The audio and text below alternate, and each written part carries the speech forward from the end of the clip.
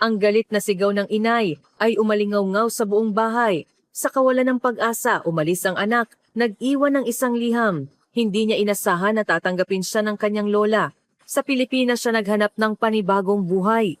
Paano nilikha ng babaeng ito ang kanyang sariling alamat ng tagumpay?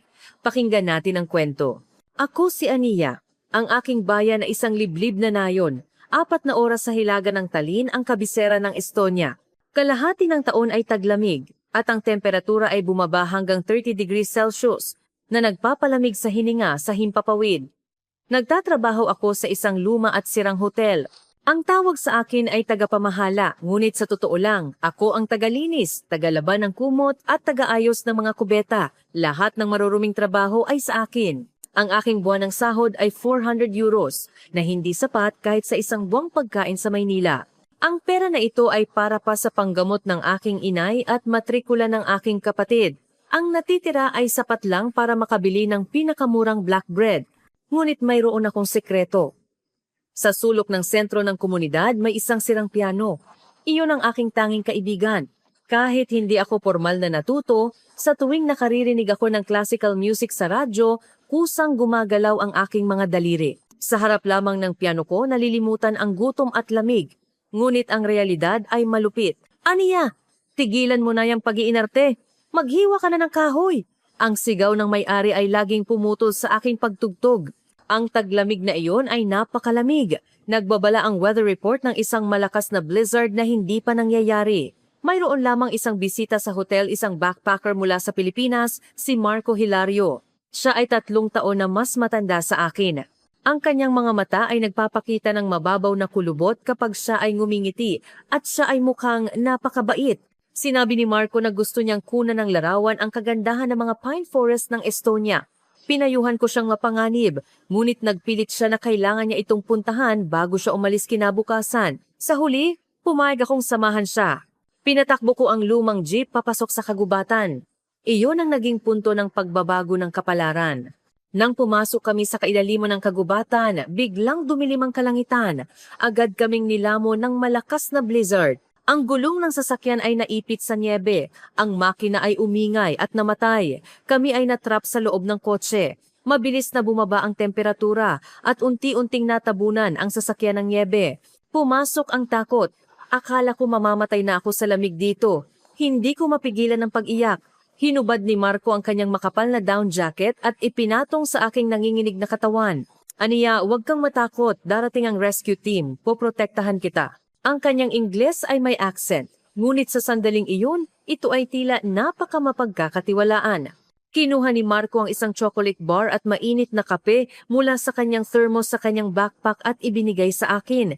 Sa dilim na hindi mo makita ang sarili mong kamay, nilagpasan namin ang mahabang gabi, nag-iinit sa init ng isa't isa.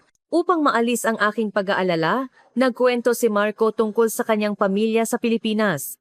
Ang lola ko ay may pabrika ng ginisang bagoong sa Tagaytay. Siya ay may mainit na ulo, ngunit ang kanyang luto ay ang pinakamahusay sa buong Pilipinas. Sa tabi ng pabrika, may daan-daang malalaking palayok. Bago sumikat ang araw, nagigising na si Lola para tingnan ang mga ito. Ang mga mata ni Marco ay mas nagniningning kaysa sa mga bituin sa gabi. Kung tagsibol, ang bakuran yarda ay mapupuno ng bulaklak. Napakaganda, parang umuulan ng niebe. Siguradong magugustuhan mo. Sa malamig na blizzard ng Estonia, ang pakikinig sa kwento ng isang mainit na daungan sa Pilipinas ay tila isang fairy tale na hindi totoo. Pagkatapos naming magkaisa sa bingit ng kamatayan, nang dumating ang rescue team, mahal na namin ang isa't isa. Nang makabalik kami sa nayon, binago ni Marco ang kanyang itinerary at nagstay ng 1 linggo pa. Naglakad kami sa niebe, nagkasama kaming nakinig sa musika sa sirang piano.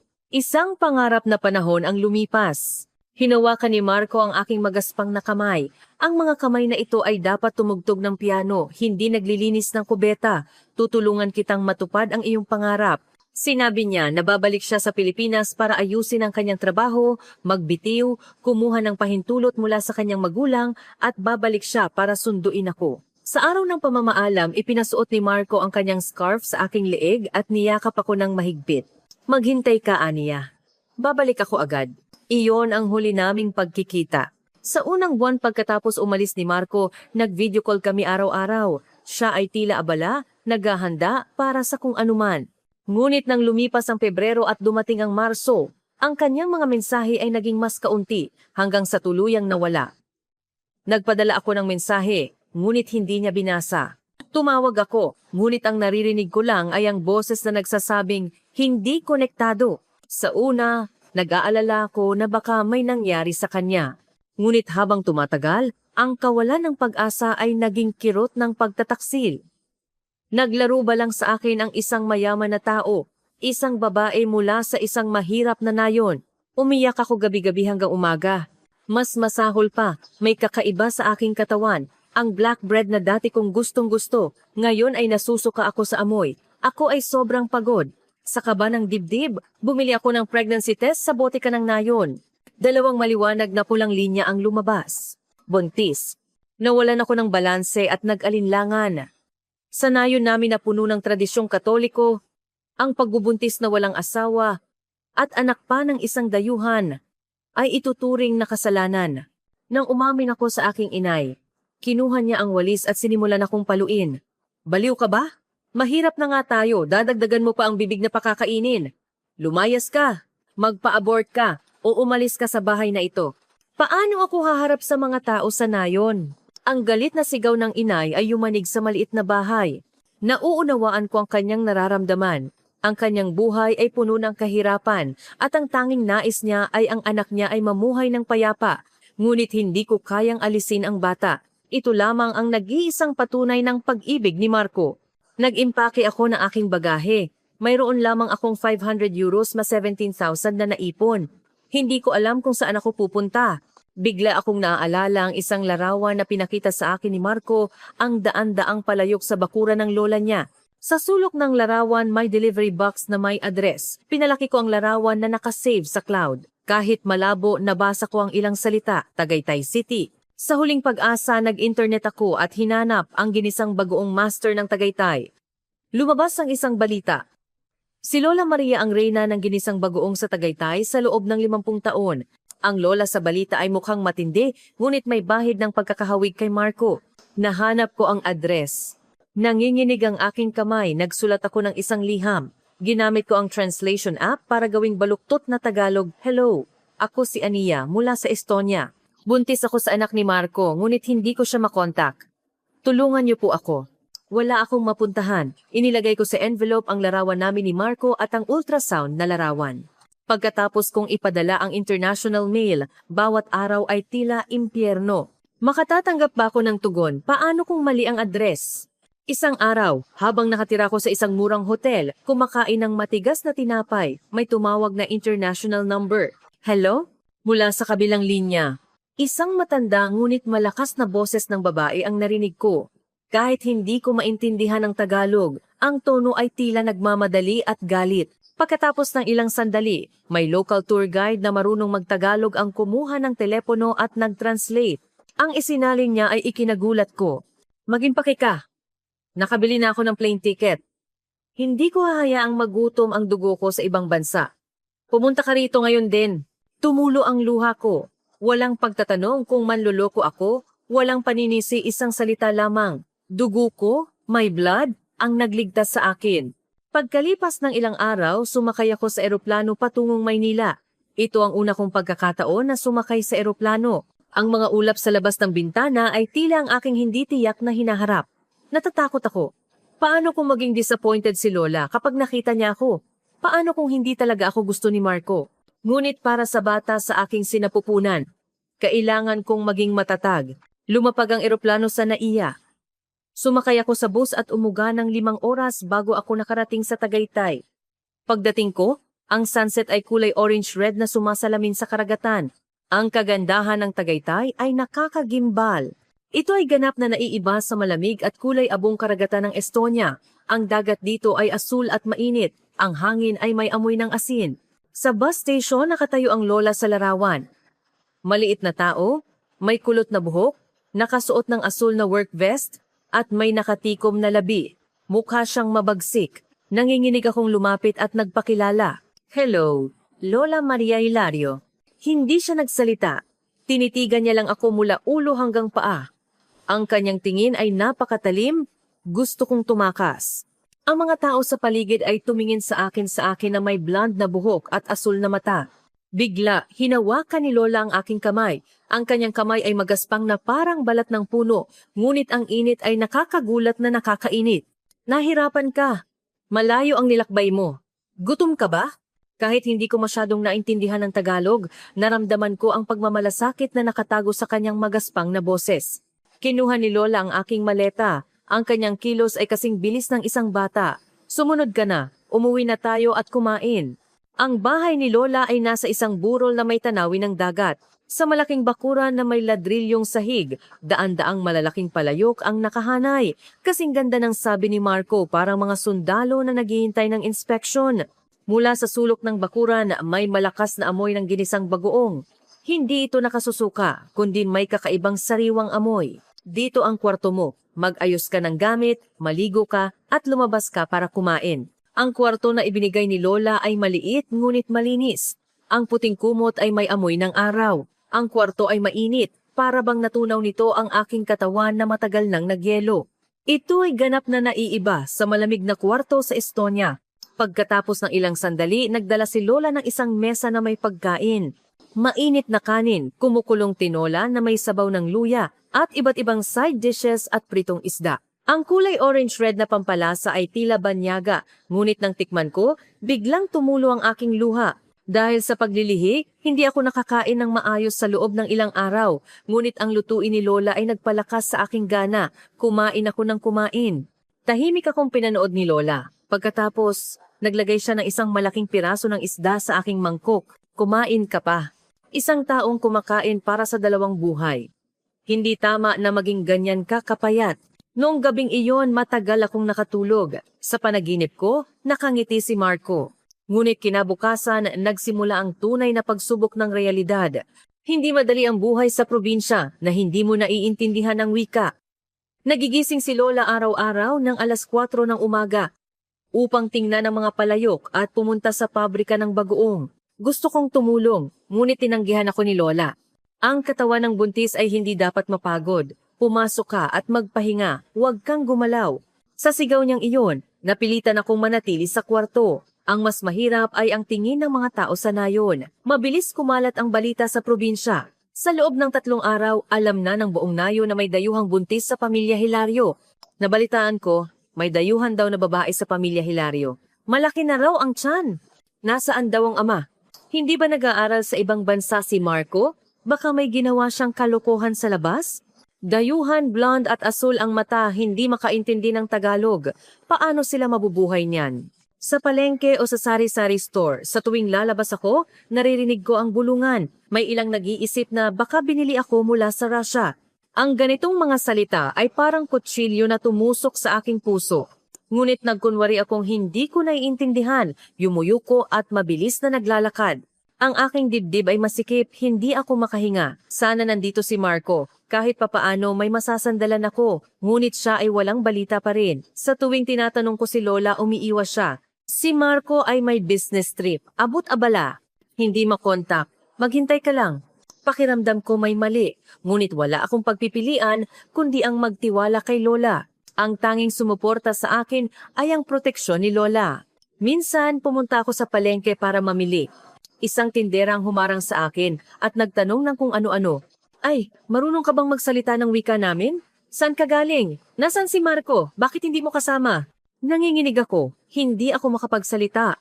Ang tindera ay sumigaw sa mga tao sa paligid. Ang Lola Hilario, sa totoo lang, nagdala ng dayuhan na hindi alam kung saan galing sa kanilang bahay. Nabaliw na ba si Marco? Sa sandaling iyon, sumugod si Lola mula sa gitna ng mga tao. May hawak siyang sibuyas at inihagis niya ito sa mesa ng tindera. Hindi ka ba marunong magsalita ng maayos? Siya ang asawa ng apo ko, ang manugang ko. Sino man ang magsalita ng masama sa mahal kong manugang, sisikmurain ko ng sibuyas ang bibig niya. Ang galit na sigaw ni Lola ay nagpatahimik sa buong palengke. Walang naglakas loob na sumagot. Galit na hinila ako ni Lola palabas ng palengke. Ang kanyang kamay ay pawisan. Pagkalabas namin ng palengke, hinawakan ako ng mahigpit ni Lola. Huwag kang matakot. Wala kang ginagawang mali. Ikaw ang asawa ng apo ko. At nagdadala ka ng mahalagang apo sa tuhod. Maglakad ka ng taas noo. Sino man ang magsalita ng masama, gamitin mo ang pangalan ko, naiintindihan mo ba? Sa sandaling iyon, sa likod ni Lola, hindi ko napigilan ang pagtulo ng luha. Ito ang unang pagkakataon na nakaramdam ako ng matibay na proteksyon sa isang banyagang lupain. Kahit ang aking inay sa Estonia ay hindi nagbigay sa akin ng ganitong uri ng suporta, ang magaspang na pag-ibig ni Lola ang naging lakas ko para mabuhay. Lumipas ang panahon, lumalaki ang aking tiyan, dumating ang tagsibol sa Tagaytay. Sa aking bakanting oras, nagsikap akong matuto ng Tagalog at nagsimulang tumulong sa trabaho ni Lola. Kahit hindi ako pwedeng magbuhat, kaya kong pumili ng sangkap at punasan ng mga palayok. Noong una, sinisigawan pa rin ako ni Lola, "Huwag kang gumalaw." Ngunit nang makita niya na pinupunasan ko ng maingat ang mga palayok hanggang sa kumislap, palihim siyang ngumiti. "Mabilis kang kumilos." Akala ko ang mga dayuhan ay hindi maingat. Ang isang papuri ni Lola ay nagparamdam sa akin na parang nanalo ako sa mundo. Isang hapon, pumunta si Lola sa sentro ng komunidad. Naglilinis ako sa bahay. Hindi ko sinasadyang napunta ako sa kwarto ni Lola. Habang naglilinis ng sahig, nakita ko ang isang envelope na nahulog mula sa sulok ng aparador. Ang pinadalhan ay si Lola at ang nagpadala ay Armed Forces of the Philippines Medical Center, V. Luna Hospital. Biglang kumabog ang aking puso. Ospital?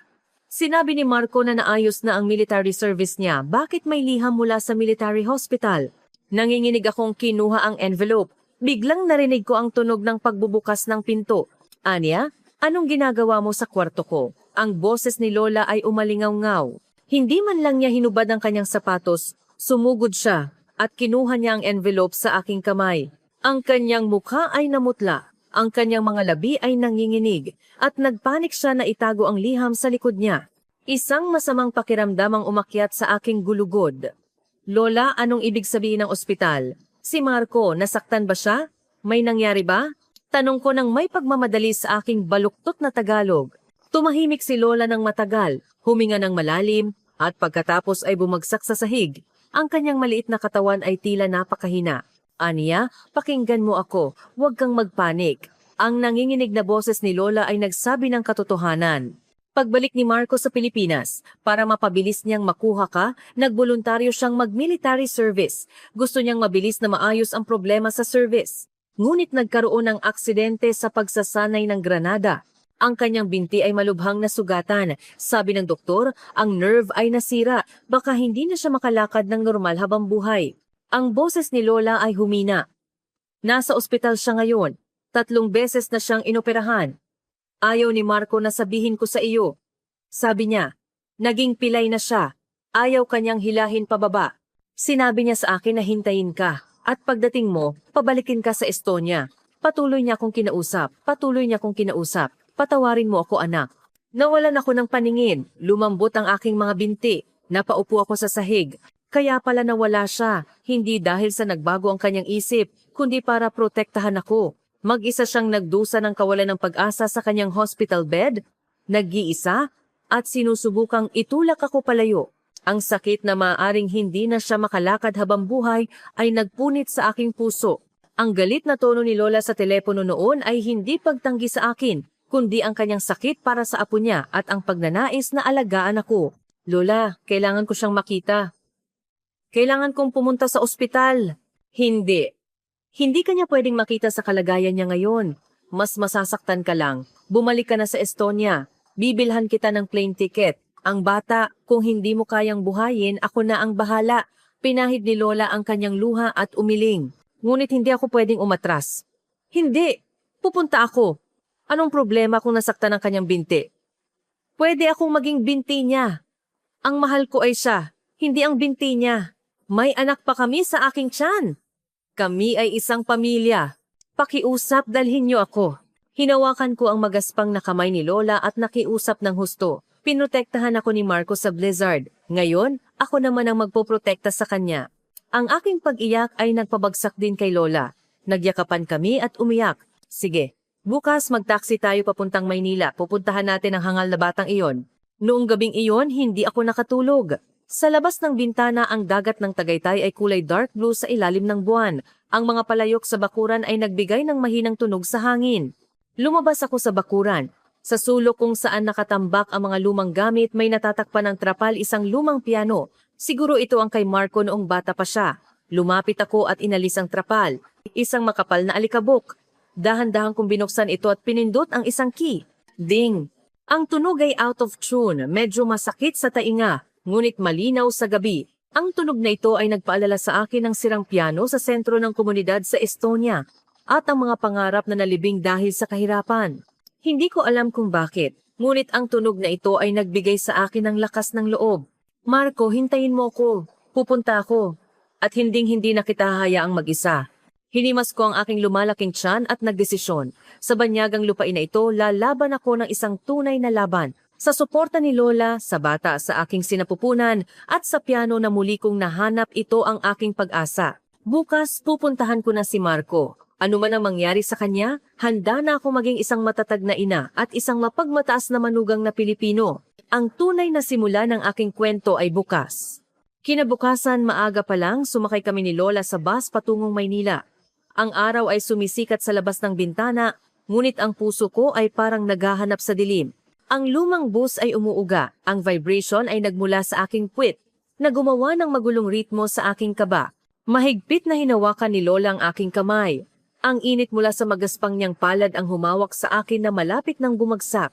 Tumingin siya sa labas ng bintana at bumuntong hininga ng malalim. Pagkatapos, nagkunwari siyang kalmado at hinimas ang likod ng aking kamay gamit ang kanyang magaspang na hinlalaki. Ang walang imik na kaaliwan na iyon ang tanging sandalan ko. Pagkatapos ng 5 oras na biyahe, nakarating kami sa Armed Forces of the Philippines Medical Center. Ang amoy ng disinfectant ay masangsang. Naglakad kami sa mahabang pasilyo at dumating sa pintuan ng room 505. Namutla ang kamay ko sa doorknob. Huminga ako ng malalim at itinulak ang pinto. Ang kwarto ay tahimik. Ang mga curtain ng 6-person ward ay nakasarado, puno ng nakabibigong kapaligiran. Nakahiga si Marco sa kama sa tabi ng bintana. Siya ay mas payat kaysa noong nagpaalam kami sa airport sa Estonia. Ang mga IV tube ay nakakabit sa buong stand. Nakatingin siya sa labas ng bintana. Nang marinig niya ang tunog ng aming mga paa, lumingon si Marco. Nang makita niya ako, ang kanyang mga mata ay nanlaki, nanginginig na parang lindol. Anya? Lola? Hindi makapaniwalang nagbukas ng bibig si Marco.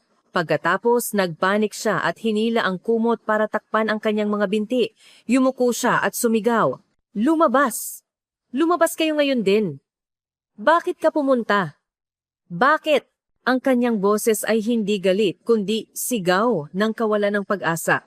Ayaw niyang makita ng taong mahal niya ang kanyang sarili na bumagsak. Ayaw niyang maging pabigat. Ang sakit ng pagkamuhi sa sarili at kalungkutan ay magkahalong pagdurusa. Lumapit si Lola at hinampas ang kanyang likod ng 3 beses. Ikaw na bata ka. Ang asawa mo ay galing pa sa ibang bansa, tapos magpapakyut ka pa? Naglalayas ka pa ng tao. Ang pagsaway ni Lola ay hindi nagpataas ng ulo ni Marco. Ang kanyang mga balikat ay nanginginig, umiiyak. Dahan-dahan akong lumapit sa kanya. Ang aking nanginginig na kamay ay humawak sa kamay niyang nakahawak sa kumot. Sinubukan ni Marco na itulak ako, ngunit hindi ako bumitaw. Marco, tingnan mo ako. Ako ito, si Ania. Ang Ania na niligtas mo sa blizzard. Dahan-dahan niyang itinaas ang kanyang ulo. Ang kanyang mukha ay puno ng luha. Ngunit ang kanyang mga mata ay malinaw pa rin. Ania, baka hindi na ako makalakad, baka nasa wheelchair na ako habang buhay. Ayaw kitang hilahin pababa, bata ka pa, maghanap ka ng mabuting lalaki. Tinabunan ko ang kanyang bibig ng aking palad. Ang panginginig ng kanyang labi ay nadama ko. Huwag kang magsalita. Hindi ang binti mo ang mahal ko. Ang mahal ko ay ang puso mo na nagprotekta sa akin sa blizzard, ang mainit na kaluluwa na iyon. Hinila ko ang kanyang kamay at inilagay sa aking umbok na tiyan. Ang kamay ni Marco ay tumigas. Nararamdaman mo ba? Ito ang anak natin. Paano kung isuko mo ang bata? Tayo ay isang pamilya ng 3. Sa sandaling iyon, niyakap ako ni Marco sa baywang at humagulhol. Ang kanyang iyak ay pumunit sa puso, umalingaw-ngaw sa buong kwarto. Umiyak din ako, umiyak din si Lola. Ang hangin sa kwarto ay nabasa ng luha, ngunit hindi na iyon kawalan ng pag-asa, kundi simula ng pag-asa. Mula noon, nagbago si Marco. Ang mga mata niya na sumuko sa buhay ay muling nag-apoy. Nagsimula ang malupit na rehabilitation training. Pinawisan siya araw-araw, humahawak sa mga parallel bars at nagsisikap na tumayo. Kasama ko siya araw-araw, nagdarasal para sa kanya. Nagrenta si Lola ng apartment malapit sa ospital at nagdadala ng chicken soup araw-araw. Ako, na may malaking tiyan, ay nanatili sa tabi ni Marco. Sabi ng doktor, isa itong himala. Ang lakas ng pamilya ay napakalaki. Pagkatapos ng 3 buwan, hindi na gumamit si Marco ng wheelchair, kundi crutch na lang. Kahit hindi pa perpekto, kaya na niyang lumabas ng kwarto mag-isa. Bumalik kami sa Tagaytay. Ang Tagaytay Bay ay mas nagniningning kaysa dati. Sa katapusan ng tag-araw, ipinanganak ko ang isang malusog na lalaki. Pinangalanan namin siyang Tiago. Umaasang siya ay magiging malawak na parang langit at pinagpala ng Diyos. Pagkapanganak ni Tiago, ganap na nagbago ang kapaligiran sa bahay. Buong araw na yakap-yakap ni Lola ang kanyang apo sa tuhod, tumatawa ng walang tigil. Dahil naging ama, mas nagsikap si Marco sa rehabilitation. Ngayon, ako naman, ayaw ko maging isang dayuhan na tumatanggap lang ng tulong. Gusto kong gumawa ng isang bagay para sa pamilyang ito. Sa bakanting oras ko sa pag-aalaga ng bata, nag-aral ako ng Tagalog. Nagpuyat ako, nagmememorya ng mga salita, at nanonood ng TV para matuto ng intonasyon. Pagkatapos ng 1 taon, wala na akong problema sa pang-araw-araw na pakikipag-usap. Pagkatapos, hinila ko ang lumang piano na nakatambak sa sulok ng bodega. Kumuha ako ng tuner para ayusin ito. Pinunasan ko ang alikabok. Isang hapon, pagkatapos matulog ni Tiago, umupo ako sa harap ng piano. Naalala ng aking mga daliri ang lahat, ang Chopin Nocturne at ang tunog ng alon sa dagat ng Tagaytay ay naghalo at umalingaw-ngaw sa bakuran. Si Lola na nagpupunas ng palayok at si Marco na nagsasanay maglakad ay tumigil at nanood sa akin. Nang matapos ang tugtog, nanlaki ang bibig ni Lola. Diyos ko, ang manugang natin, sinapian ba ng espiritu ang mga daliri? Bakit ang ganda tumugtog? Pumalakpak si Marco. Aniya, ang galing mo. Bakit mo sasayangin ang ganyang talento? Dahil sa kanilang paghihikayat, naglakas loob akong sumali sa Community Talent Contest na ginanap sa Cavite. Nagsuot ako ng lumang damit. Ngunit nang ilagay ko ang aking mga daliri sa keyboard, ako ang pinakamaliwanag na bituin. Nang matapos ang aking pagtugtog, ang mga manonood ay pumalakpak ng napakalakas. Nanalo ako ng first prize at 20,000. Ngunit ang mas nakapagpasaya sa akin kaysa sa premyo ay ang mga tao sa nayon na nagtaas ng kanilang mga hinlalaki. Ang dayuhan na manugang na iyon ang galing talaga tumugtog ng piano. Ang mga tingin na dating puno ng paninisi ay nagbago sa paggalang. Kumalat ang balita. Inimbita ako ng music school na maging guro, ngunit tumanggi ako. Nagdesisyon akong gawing maliit na piano classroom ang sulok ng pabrika ng bagoong ni Lola. Ang pangalan, Ania's Piano. Sa simula, 2 bata lang ang estudyante. Ngunit nagturo ako ng buong puso at unti-unting kumalat ang word of mouth. Maging ang mga bata sa kalapit na nayon ay dumating. Ngunit hindi ako tumigil. Ang ginisang bagoong ni Lola ay masarap, ngunit ang benta ay problema.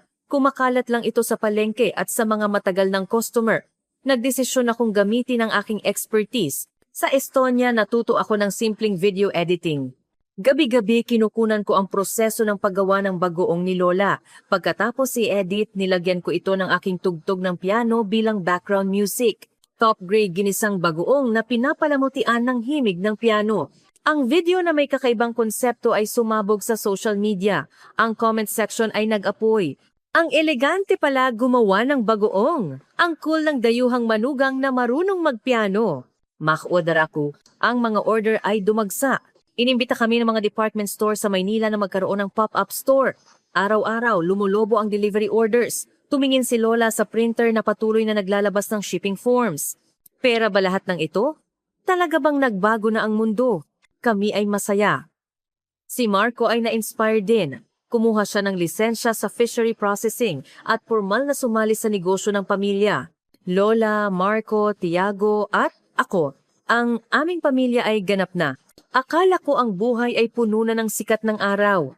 Ngunit ang realidad ay hindi ganoon kadali.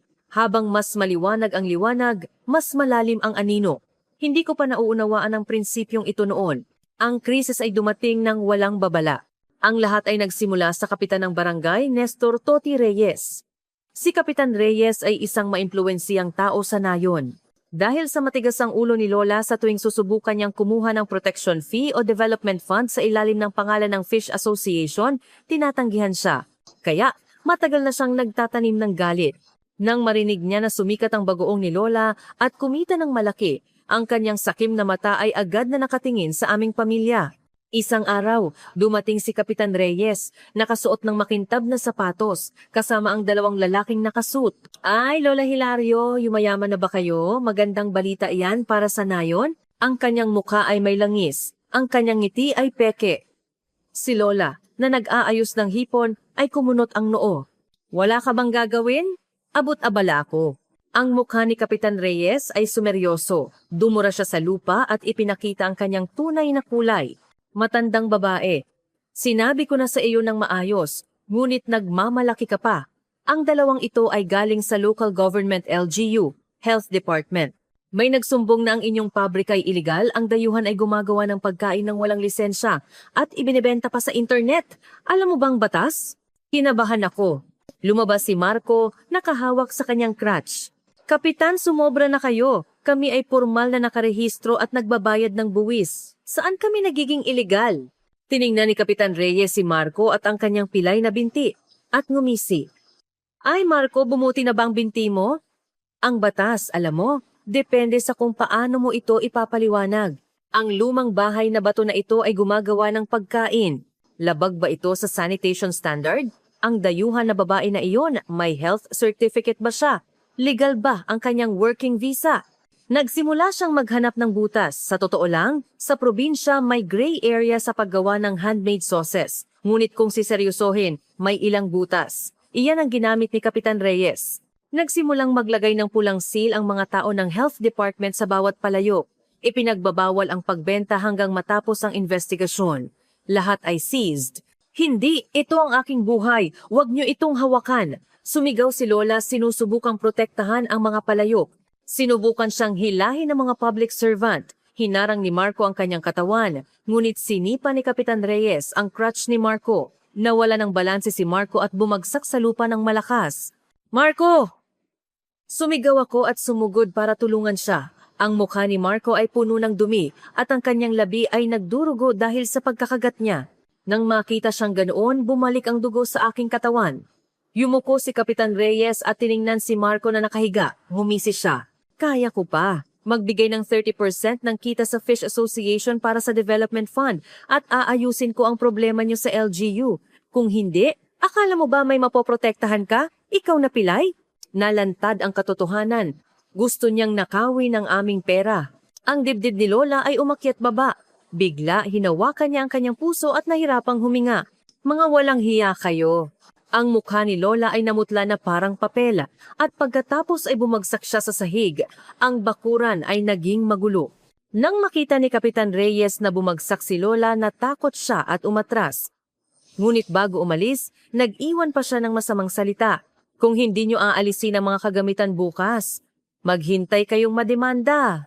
Umalis sila, nag-iwan ng pulang seal sa buong lugar, natumbang bagoong at si Lola na nakahiga sa lupa. Dumating ang ambulance. Dinala si Lola. Si Marco, na puno ng putik ay puno ng kasalanan. Kasalanan ko. Wala akong silbi. Pilay ako, kaya ako inaapi. Kaya nasaktan si Lola. Sinuntok niya ang kanyang binti. Nagpaparusa sa sarili. Hinawakan ko ang kanyang kamay para pigilan siya. Ngunit sa loob ko, may apoy na nagliliyab. Sabi ng doktor, acute myocardial infarction atake sa puso ang inabot ni Lola. Kahit na iligtas ang kanyang buhay, kailangan niya ng kumpletong pahinga. Ngunit bukas, titigil ang pabrika. Ang lahat ng order ay kailangang i-cancel at i-refund. Ang mga tawag para sa refund ay walang tigil. Ang online review section ay binahan ng masamang komento. Pabrika ng bagoong na may problema sa sanitation. Grupo ng manluloko na gumagamit ng emosyon ni Lola para kumuha ng pera. Ang dayuhan na manugang na iyon pala ang nagpakalat ng fake news ni Kapitan Reyes. Kumalat ito na parang virus. Anyas Piano. Lola Marias ginisang bagoong, ang lahat na pinaghirapan naming itayo ay gumuho na parang sandcastle. Kinabukasan bumalik si Kapitan Reyes. Sa pagkakataong ito may kasama siyang mga goons at isang truck. Marco, Nakapagdesisyon ka na ba? 5% ng kita. Pirmahan mo ang contract ngayon. Tutulungan kitang alisin ang closure order ng LGU. Hindi na makakabangon si Lola. Hindi mo kayang itaguyod mag-isa. Ibigay mo na lang sa akin. Gusto niyang kunin ang 50 taon ng buhay ni Lola. Hindi mangyayari. Umalis ka. Galit na sumigaw si Marco, nakahawak sa crutch. Ngunit ngumisi si Kapitan Reyes. Hindi ito pelikula. Ang inyong pabrika ngayon ay tinatawag na illegal na structure at pwede nang i-demolish. Hindi ko pa pinatawag ang backhoe para bigyan ka ng paggalang. Kung hindi mo pipirmahan ang contract hanggang bukas, maghintay kang mapatag ang lahat dito. Ang kanyang mga tauhan ay naglakad patungo sa sulok ng bakuran kung saan natatakpan ng trapal ang piano. Anong basura ito? Panggatong ba? Alisin niyo na ang lumang basurang ito. Huwag mong hawakan.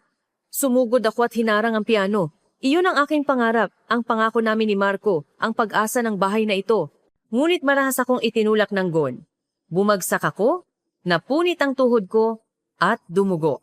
Anya, sinubukan ni Marco na pumunta ngunit inagaw ng isa pang gun ang kanyang crutch at inihagis. Nawala ng suporta si Marco at bumagsak, mukha ang nauna sa putik. Nakatayo si Kapitan Reyes sa harap namin, nakangiti na parang nanalo. Kaya pala, hindi ba, magiging maayos ang lahat kung makikipagtulungan ka? Pumirma ka hanggang bukas. Kung hindi, papatagin na ito ng backhoe. Yumapak sila sa crutch ni Marco at umalis. Kaming nakahiga sa lupa ay hindi makapagsalita. Si Tiago ay umiiyak sa loob ng bahay. Ang mga palayok na may pulang seal ay tahimik. Ang aking piano ay ininsulto. Si Lola ay nasa ospital. Ang binti ni Marco ay nasaktan. Ang aking piano ay kinuha. Ang batas, ang kapangyarihan, ang mga tao sa nayon walang pumapanig sa amin. Naubos na ang luha ko. Mas malamig at mas nakakatakot ito kaysa sa blizzard sa Estonia. Pader sa lahat ng direksyon, walang mahanap na labasan. Umiyak si Marco sa lupa. Sana malakas ako. Paano nangahas ang ganoong basura na gawin ito? Ang kanyang pagiyak ay umalingaw-ngaw sa bakuran, ngunit ang tanging sumasagot ay ang malamig na hangin. Niyakap ko ang aking dumudugong tuhod. Tiningnan ko ang sarili ko sa fragment ng sirang palayok. Ang aking buhok ay magulo. Ang aking mga mata ay puno ng takot. Tapos na ba? Ang pangarap na kaligayahan na nahanap ko sa Pilipinas, dito na ba matatapos? Mula sa malayo narinig ko ang tunog ng makina ng truck ni Kapitan Reyes. Talaga bang magtatapos na ang lahat bukas? Ang takot ay sumakal sa aking leeg. Nahirapan akong huminga, parang ako ay nag-iisa sa lamig ng blizzard sa Estonia. Nakaupo sa putik, tumingala ako sa walang awang sikat ng araw. Ang pagpigil ni Marco sa kanyang pag-iyak ay pumunit sa katahimikan. Sa tuwing nanginginig ang kanyang balikat, parang sinasaksak ang puso ko. Ang dugo na tumutulo sa aking tuhod ay tumigas sa stocking, ngunit ang sakit na ito ay walang kabuluhan kumpara sa realidad. Ang mga palayok na may pulang seal ay parang mga preso na naghihintay ng parusa. Sa loob ay ang 50 taon ng buhay ni Lola, ang pawis ni Marco na gustong bumangon, at ang aking mga dasal na nagpupumilit mabuhay sa banyagang lupain na ito, at ang lahat ng ito ay mapapawi ng backhoe bukas. Hindi ako papayag. Hindi ako nakatulog sa buong gabi. Nang sumikat ang araw, nagdesisyon ako, hindi ako pwedeng umatras. Ang lugar na pinaghirapan ni Lola na protektahan sa kanyang hospital bed, ang bahay na gustong protektahan ni Marco sa kanyang pilay na binti, hindi ko ito pwedeng ibigay sa mga walang hiyang taong iyon. Nag-iwan ako ng note sa tabi ni Marco na natutulog. Kinuha ko ang pinakamagandang damit sa loob ng aparador at isinuot. Kahit luma, gusto kong itayo muli ang dignidad na ininsulto. Ang pupuntahan ko ay ang Tagaytay Palengke. Ngayon ang Special Products Festival ng Cavite at ito rin ang huling araw na binigay ni Kapitan Reyes. Tiyak na gagamitin ni Kapitan Reyes ang okasyon na ito kung saan nagtitipon ng mga tao sa nayon at opisyal ng LGU para ilantad ang ilegalidad ng aming pabrika at bigyang katwiran ng kanyang pagkuha. Hindi lang ang pabrika ang gusto niya, kundi ang aming reputasyon. Nagdesisyon akong pumasok sa lungga ng tigre na iyon. Maaga pa lang lively na ang palengke. Ang amoy ng sariwang isda at mantika ay naghalo. Ang hiyawan ng mga tindera ay naririnig. Ngunit para sa akin, ang lahat ng ingay na ito ay tila tumatawa sa akin. Sa gitna ng venue, may outdoor stage. Nakasuot si Kapitan Reyes ng suit, may hawak na microphone.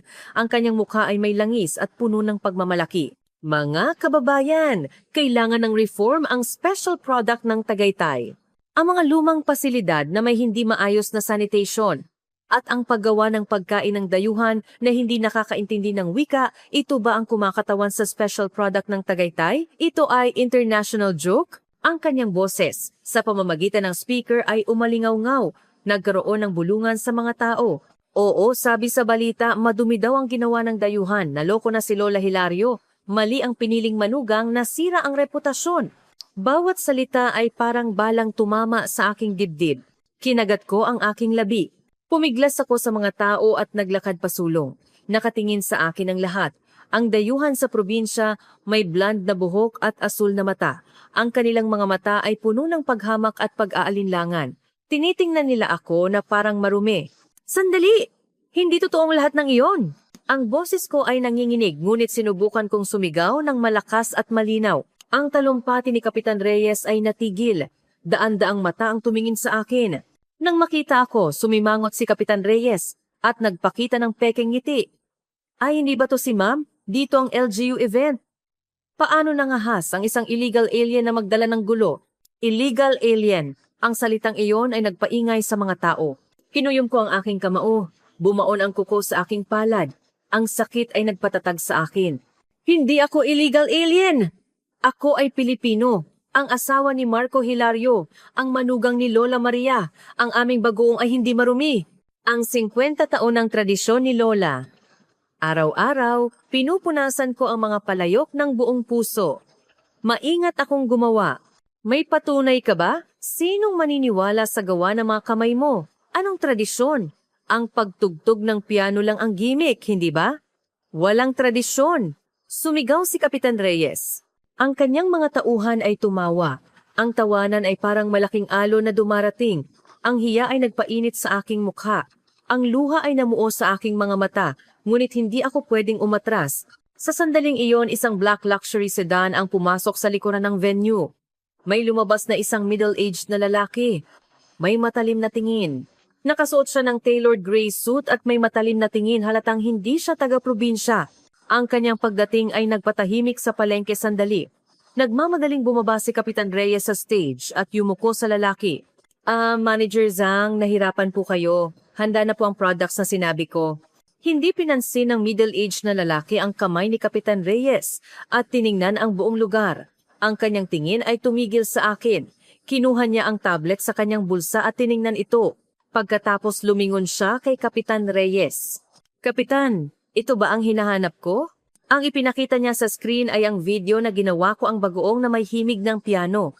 Ang mukha ni Kapitan Reyes ay biglang nagbago. Iyan. Iyan ay peke. Manloloko. Ginawa iyan ng babaeng iyan para mang-scam. Pinutol siya ng lalaki. Naglakad siya patungo sa akin. Ang tunog ng kanyang sapatos sa lupa ay naghalo sa tibok ng aking puso. Tumigil siya sa harap ko. Tinitigan niya ako. Parang nag-assess. Ang kanyang tingin ay malamig at matalim. Halos hindi ako makahinga. Ikaw ba si Anya? Opo. Ako si Manager Zhang ng Distribution Department ng H Group. Gusto naming ilagay ang inyong bagoong sa high-end product line ng department store, kaya kami nag-imbestiga. Ngunit sinabi ni Kapitan na ang inyong pabrika ay lumalabag sa sanitation standard. Ang video ay peke. Ang products ay kailangang sirain. Ang H Group ang pinakamalaking distribution company sa Pilipinas. Gusto ni Kapitan Reyes na agawin ang aming negosyo at gamitin ang kanyang low-quality products para magpanggap na amin at ibenta sa malaking kumpanya. Ang galit ay nag-apoy sa buong katawan ko. Nanginginig ako. Kasalanan yan. Gumawa ng kwento si Kapitan Reyes para agawin ang aming pabrika. Ang aming bagoong ay totoo. Ang aking piano ay totoo. Ang galing ni Lola ay totoo. Sumigaw ako nang may kawalan ng pag-asa. Galit na sumingit si Kapitan Reyes. Baliw ba ang babaeng ito? Manager Zhang, huwag kayong makinig sa kanya. Hindi nga iyan marunong tumugtog ng piano. Nagpapanggap lang. Walang piano sa probinsya. Ngumiti si Manager Zhang nang may pag-aalinlangan. Tiningnan niya ang sulok ng stage, isang lumang upright piano na dinala mula sa sentro ng komunidad. Ang mga key ay dilaw, ang tunog ay out of tune. Kung totoo, patunayan mo ngayon. Tumugtog ka rito. Ang performance sa video mo, ang pakiramdam na iyon ay hindi peke. Ang halaga ng brand na iyon ay hindi gimmick. Patunayan mo sa harap ng mga taong ito. Sa harap ko. Kung hindi mo magawa, aalis na ako at paniniwalaan ko si Kapitan. Ito ay isang pagkakataon, ngunit isa ring malupit na pagsubok. Daan-daang mata ang nang-aasar. Ang sahig ng palengke ay marumi. Ang piano ay out of tune. Sa pinakamasamang kalagayan, kailangan kong tumugtog ng performance na nakakapukaw damdamin. Ngumisi si Kapitan Reyes. Oh, anong tutugtugin mo? Chopsticks? Huwag ka nang magpakahiya, bumaba ka na. Ang mga mapang-asar na tunog ay sumabog mula sa mga tao. Nanginginig ang aking mga binti, gusto kong tumakas. Ngunit sa sandaling iyon, sa likuran ng mga tao, si Marco ay dumating, nakahawak sa kanyang crutch at sumisigaw. Kaya mo yan, Ania. Patunayan mo sa kanila. Ang kanyang taimtim na tingin ay muling nag-apoy sa aking puso na malapit ng mamatay. Huminga ako ng malalim. Sinipsip ko ang alikabok at amoy dagat ng palengke sa aking baga. Sa paglabas ng hangin, itinulak ko rin ang aking takot. Dahan-dahan akong umakyat sa stage. Ang lumang piano ay nagbigay ng tunog na creaking. Inilagay ko ang aking mga kamay sa keyboard. Ang malamig na plastic na hawakan ang magaspang na pakiramdam ng alikabok sa key. Ipinikit ko ang aking mga mata. Ang magulong tunog ng palengke ay unti-unting lumayo. Sa aking isip, lumitaw ang tahimik na kagubatan ng Estonia. Ang gabi ng blizzard, ang tunog ng alon ng Tagaytay, at ang lumang Tagalog na folk song ni Lola habang nagpupunas siya ng palayok. Iyon ang pinagmulan ng aking musika. Ang unang note ay pinindot, ding! Ang out of tune na tunog ay magaspang at mapurol. Sa pamamagitan ng speaker, ang kaguluhan ng mga tao sa palengke ay naririnig. Ano iyan? Ang ingay! Ang mga pangiinsulto ay narinig, ngunit hindi ako tumigil. Chopin Nocturne, ngunit hindi ang karaniwang nocturne. Inihalo ko ang himig ng Filipino kundi man o bayan ko o dahil sa iyo, sa estilo ni Chopin. Ito ang aking sariling variation. Ang aking kaliwang kamay ay tumugtog ng mababa at mabigat na arpedyo na naglalarawan ng alon ng Tagaytay, ang malalim na tunog na tumatama sa ilalim ng dagat. Ang vibration ng string ng piano ay pumasok sa dibdib ng mga tao. Ang aking kanang kamay ay tumugtog ng malungkot ngunit masigasig na himig ng kundiman. Sa bawat note inilagay ko ang aking kalungkutan bilang isang dayuhan, ang aking pasasalamat sa aking biyanan, ang pag-ibig ko sa aking asawa, at ang aking pagkamuhi sa mundo na tumapak sa amin. Ang aking mga daliri ay lumipad sa key, naglalabas ng matinding tunog na parang isang panaghoy at isang sigaw ng tagumpay. Ang note sa mataas na register ay kumislap na parang violins na tumatalon. Ang malakas na chord sa mababang register ay parang alon na dumarating sa bagyo. Ang pawis ay tumulo sa aking noo, kumislap, ngunit wala akong oras para punasan. Ang aking kaluluwa ay lumabas sa aking mga daliri. Ang magulong tunog ay biglang nawala. Ang paghiwa ng kutsilyo ay tumigil. Ang pagtawad ay tumigil. Ang pangaasar ni Kapitan Reyes ay tumigil din. Ang aking tugtog lamang ang naghari sa hangin. Ang mga tao ay nakanganga, nakatingin sa akin na parang nabighani. Ang paghamak sa kanilang mga mata ay napalitan ng paggalang at gulat. Ang performance ay umabot sa climax. Ang mabangis na himig ay unti-unting humupa at bumalik sa malungkot at tahimik na kundiman na himig. Ang huling note, ang pinakamataas na C, ay marahan na pinindot, ding. Ang tunog ay umalingaw-ngaw sa hangin sa pamamagitan ng speaker. Inilagay ko ang aking mga kamay sa piano. Humihinga ng malalim, yumuko, ang pawis at luha ay naghalo, tumulo sa piano. Perpektong katahimikan. Ang lugar na iyon, na pinagtipunan ng daan-daang tao, ay nakakatakot na tahimik. Naririnig lamang ang tunog ng bandila na tinatangay ng hangin. 1 segundo, 2 segundo, 3 segundo. Ang maikling sandali ay tila walang hanggan. Itinaas ko ang aking ulo at tumingin sa mga manonood. Clap, clap. Ang katahimikan ay sinira. Si Manager Zhang, ang malamig na lalaki, ay nagpakita ng seryosong tingin at marahang pumalakpak. Ang tunog na iyon ay naging senyales. Ang nagyayalong oras ay muling umagos. Wow! Sumigaw ang mga tao. Ang mga tindero sa palengke ay naglabas ng paghanga at nagsimulang pumalakpak. Si Kapitan Reyes ay nakanganga, hindi makapaniwala at umatras. Si Marco, nakahawak sa crutch, ay humagulhol. Hindi lang ito performance, ito ay isang deklarasyon ng tagumpay, isang talaan ng luha na isinulat ng isang manugang gamit ang buong katawan niya laban sa prejudice. Sa harap ng napakalaking talento, ang hangganan, lahi at prejudice ay nawala ng lakas. Ito ang sandali ng pagpapatunay. Si Manager Jiang ay lumingon kay Kapitan Reyes at nagsalita ng malamig. Kapitan, fake bang tawag dito? Sa tingin ko, ikaw ang fake. Ang simula ng reversal ay nag-umpisa. Ang palakpak ni Manager Jiang ay parang signal flare na nagpasabog ng hiyawan. Ang hiyawan, parang malaking alon, ay yumanig sa palengke. Ang napakalaking tunog ay nagpabingi sa aking tainga. Ang sahig ng palengke ay bahagyang nanginginig dahil sa pagtapik ng mga tao. Ang vibration ay umakyat sa aking talampakan, muling nagpasiklab sa aking nagyayalong puso. Malabo ang aking paningin, ngunit sa malabong paningin na iyon, ang mukha ni Kapitan Reyes na naging kulay lupa ay malinaw na nakita. Siya ay nanginginig ang labi, umatras na parang nakakita ng multo. Dahan-dahan na naglakad si Manager Jiang patungo kay Kapitan Reyes. Ang tunog ng kanyang sapatos ay tumama sa lupa. Bawat tunog ay nagpakuba sa balikat ni Kapitan Reyes. Tiningnan ni Manager Jiang si Kapitan Reyes nang may malamig na tingin. Kinuskos niyang alikabok sa kanyang balikat parang nagtataboy ng insekto. Kapitan, ito bang tinatawag mong scam? Ang performance na nakakapukaw damdamin ay fake din? Ang boses ni Manager Jiang ay mababa, ngunit ang galit sa loob nito ay sapat na para supilin ang buong venue. Si Kapitan Reyes ay pinawisan ng husto, nagsasabi ng kung ano-ano. Iyan. Manager Jiang, iyan ay gimmick lang. Emotional marketing. May balita na tumugtog daw ang babaeng iyan sa bar dati. Ang matinis na tunog ay umalingaw-ngaw. Hindi napigilan ng fish vendor ang pag-ihagis ng tuna sa paanan ni Kapitan Reyes. Ikaw na hayop, tao ka pa ba? Saan mo nakuha ang kwentong iyan? Nakita naming lahat. Araw-araw pinupunasan ng bata ang palayok, nag-aayos ng hipon. Nakita naming lahat.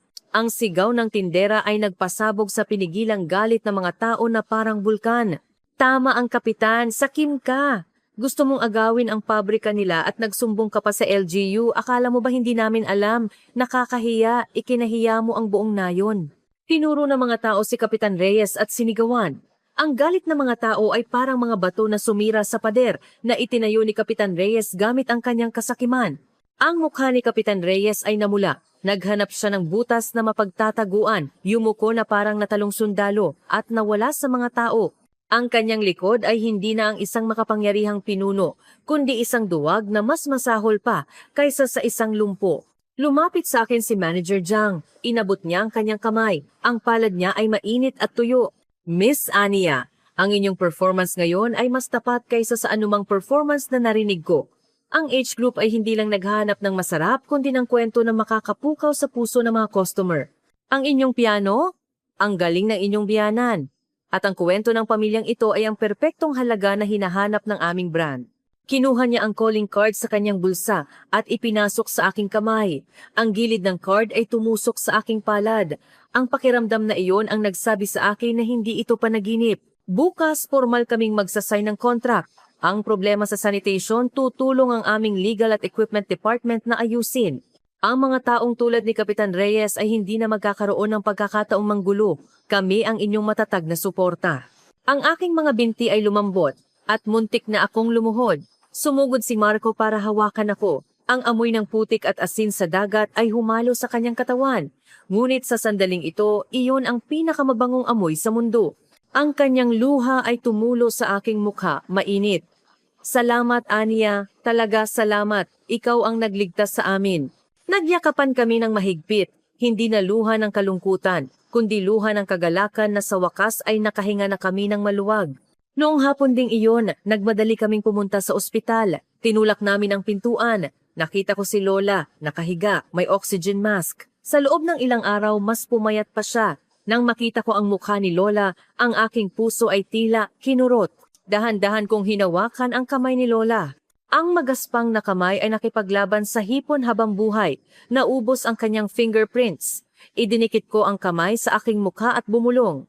Lola, gising. Nanalo kami. Umalis na ang masamang tao. Ang malaking kumpanya ay magsasign ng contract sa atin. Ang mga palayok ay hindi nagagalawin. Ang aking luha ay tumulo sa kamay ni Lola. Sa sandaling iyon, ang mga daliri ni Lola ay bahagyang nanginginig. Ang kanyang mabigat na takip mata ay dahan-dahang nagbukas. Ang kanyang malabong tingin ay tumigil sa akin at kay Marco. Lola, may malay na ba kayo? Ang mga labi ni Lola ay gumalaw sa ilalim ng oxygen mask. Nilapit ko ang aking tainga. Ang kanyang boses ay mahina at paos. Ayos lang ba ang mga palayok? Sa bingit ng kamatayan, tinanong pa rin niya ang tungkol sa mga palayok, hindi ang kanyang anak, hindi ang kanyang sarili. Ang damdamin na iyon ay nagpabingi sa akin. Tumango ako ng malakas. Hinawakan ko ng mahigpit ang kamay ni Lola. Ayos lang, walang nasira, lahat ay maayos. Yayaman na tayo, Lola. Ang luha ay tumulo mula sa sulok ng mga mata ni Lola, bumaba sa kanyang kulubot. Nagpilit siyang ngumiti. Ang ngiting iyon ay mas mahalaga kaysa sa kontrak na nagkakahalaga ng ₱1,000,000. Ito ang deklarasyon ng tagumpay ng aming pamilya. Isang linggo pagkatapos, sa suporta ng H Group, nagsimula ang renovation ng pabrika. Ang lumang bodega ay giniba. Pumasok ang moderno at sanitary na kagamitan. Ang putik na bakuran ay nilagyan ng malinis na tiles. Ang lugar ng palayok ay nilagyan ng glass roof. Kaya na naming pangasiwaan ang sos anuman ng panahon. Ang pinakamasayang sandali ay ang araw na dumating ang mga tao ng LGU para tanggalin ang pulang seal sa mga palayok. SSSSSN. Ang seal ay tinanggal. Bawat seal na tinanggal ay parang isang piraso ng bigat sa aking dibdib na inalis. Habang pinupunasan ko ang mga marka ng pandikit, naramdaman ko na nakamit namin ang tunay na kalayaan. Mabilis lumipas ang panahon. 1 taon na ang nakalipas. Ang Anias Piano XO Bagoong ay nasa department store sa buong Pilipinas at naging best-selling high-end brand. Ang mga garapon ng sauce na may QR code ng aking tugtog ng piano ay naging popular na regalo. Kami ay mayaman na. Nagkaroon si Marco ng intensive rehabilitation sa ospital sa Maynila. Ngayon, hindi na niya kailangan ng crutch. Kaya na niyang maglakad ng natural gamit lamang ang isang tungkod. Si Tiago ay tumatakbo sa bakuran, naging buntot ni Lola. Ngunit may isang buta sa aking puso na hindi ko mapunan. Iyon ay ang aking inay sa Estonia. Pagkatapos akong itaboy palabas ng bahay dahil sa pagbubuntis, nawalan kami ng kontak. Kahit naisip kong isama siya pag kumita na ako, ang pagiging abala ay naging excuse. Ang tunay na dahilan ay takot. Paano kung hindi pa rin ako napapatawad ni inay? Isang araw inabot sa akin ni Marco ang plane ticket. Maynila, Tallinn, Estonia at pabalik. Tara na, Anya. Sunduin natin si inay, kailangan niyang makita ang tagumpay mo. Ang pag-aalala ni Marco ay nagpabingi sa akin. Niyakap ko siya ng mahigpit. Pagkalipas ng ilang araw, nakatayo kami sa harap ng aming lumang bahay sa Estonia. Ang lumang wooden house na tinakasan ko sa blizzard, 1 taon na ang nakalipas ay naroon pa rin. Ang kamay ko ay nanginginig sa pagkatok. Pagkatapos ng ilang sandali, bumukas ang pinto, si inay. Sa loob ng 1 taon, mas tumanda at namayat siya. Nang makita ako ni inay, nahulog ang basket sa kanyang kamay. Aniya. Anak. Tumakbo si inay at niyakap ako. Ang pamilyar na amoy ng usok at pawis ay masangsang. Patawarin mo ako, anak ko. Baliw ako noon. Ang kahirapan ay nagpapabaliw sa akin. Ayaw kong maranasan mo rin. Kaya naging malupit ako. Patawarin mo ako. Niyakap ko si inay, umiiyak na parang bata. Ang naipong galit at pangungulila ay natunaw na parang niyebe. Si Marco ay nasa tabi, niyakap ang balikat ni inay. Nagsalita sa kanyang baluktot na Ingles. Inay, huli na kami. Patawarin niyo kami. Ngayon, sumama kayo sa amin sa Pilipinas. Dinala namin si inay sa Pilipinas. Nang lumapag kami sa naiya, nanlaki ang mata ni inay sa mga matataas na gusali at magagarang ilaw. Nang makita niya ang asul na dagat at ang naging magara naming bahay sa Tagaytay, hindi siya makapaniwala. Ngunit ang pinaka-nakakaantig na sandali ay ang pagkikita nila ni Lola. Si Lola, na nakaupo sa mahabang upuan sa harap ng pinto ay tumayo agad nang makita si inay. Ang dalawang ina hindi nagkaintindihan ng wika ay nakatayo ng magkaharap, ang babae sa nayo ng Estonia at ang Tagaytay Queen. Ang kanilang kapaligiran at wika ay magkaiba, ngunit ang magaspang na kamay na nagbuwis ng buhay para sa kanilang mga anak ay magkapareho. Si Lola ang unang humawak sa kamay ni inay. Kumare, nahirapan kayo, malayo ang nilakbay nyo. Salamat at ipinanganak at pinalaki nyo ang ganitong mabuting manugang. Ang utang na loob na ito ay hindi ko malilimutan habang buhay. Kahit hindi naintindihan ni inay ang Tagalog, nabasa niya ang tingin ni Lola. Umiyak din siya. Hinawakan niya ng mahigpit ang kamay ni Lola. Yumuko bilang pasasalamat. Noong gabing iyon nagkaroon kami ng malaking piging sa bakuran. Nagluto si Lola ng chicken soup. Nagluto si inay ng tradisyonal na putahe ng Estonia. Ang amoy ng tinola at nilagang putahe ay mahiwagang naghalo sa mesa. Si Tiago ay tumatakbo sa pagitan ni Lola at ng kanyang lola. Naglalambing. at walang tigil ang tawanan. Habang kumakain ako, inilapag ko ang aking chopsticks at inukit ang eksenang iyon sa aking isip, parang panaginip. Ako, na malapit nang mamatay sa lamig ng blizzard, ngayon ay kumakain kasama ang dalawa kong ina, asawa at anak sa ilalim ng mainit na araw. Ang katotohanan ay tila isang himala. Pagkatapos ng hapunan, habang lumulubog ang araw, umupo ako sa harap ng piano.